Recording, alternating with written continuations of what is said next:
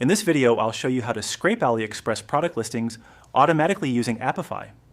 We'll extract data like product titles, prices, discount percentages, ratings, sales counts, seller names, and direct listing URLs from AliExpress search results.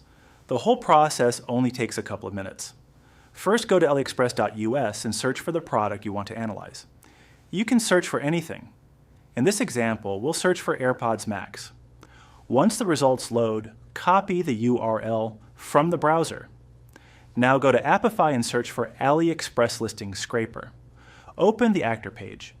Paste the AliExpress search URL into the input field. Then click Start. The scraper will now collect product data from AliExpress automatically. Once the run finishes, open the dataset to see the results. Each record contains the product title, current price, original price, discount percentage, rating, sales count, stock status, seller name, store URL, image URLs, and a direct link to the listing.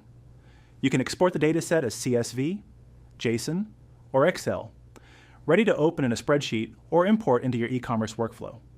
Use this data for dropshipping research, price monitoring, competitor analysis, or product trend tracking. The link to the scraper is in the description below. Thanks for watching.